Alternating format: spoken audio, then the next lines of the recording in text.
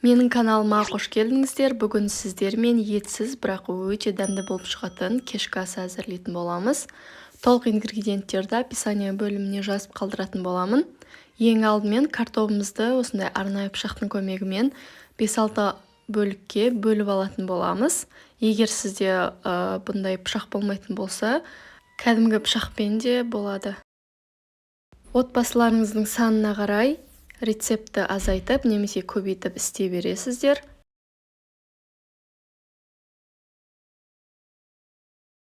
Ендігі кезек пиязға келді. Пиязымызды де осылай 2 бөлікке бөліп, әдемілеп жіңішке етіп турап аламыз.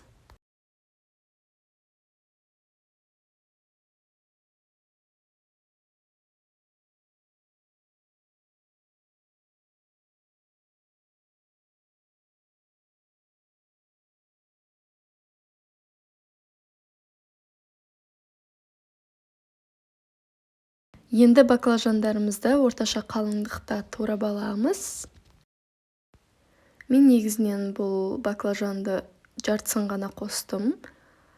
Өйткені бізде баклажанды отбасында онша көбісі ұната бермейді.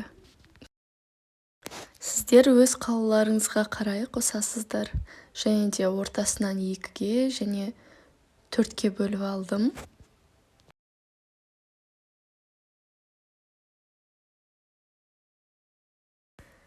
Енді болгарскийлерімізді де жіңішке етіп, әдемілеп турап аламыз. Бұл тағамды кешкі асқа немесе түскі асқа да жасасаңыздар, дәмі керемет, ауызда қалатын болып шығады.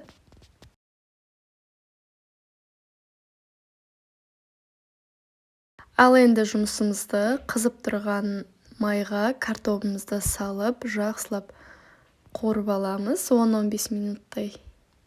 Менің майым толықтай қызымапты. Сіздер күшті қызған кезде салыңыздар. Мінекей, енді жақсы қызды. Енді әдемілеп қуырып алатын боламыз.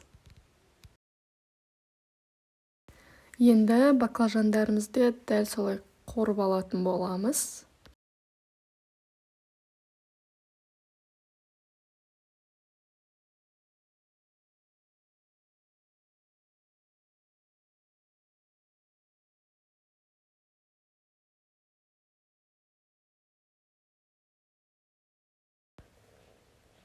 Ең соңғы этапта бізде майын алып, кішкене ғана май құйып, осылай пиязымызды 5-10 минуттан, одан соң болгарскиімізді салып 5-10 минуттан қуырып аламыз.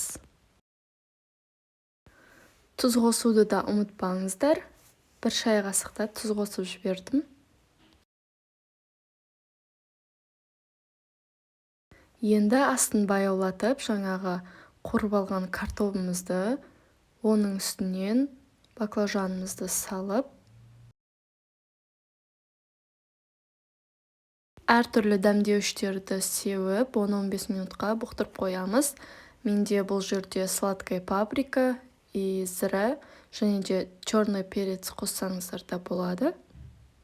Және жақсы араластырып жібереміз.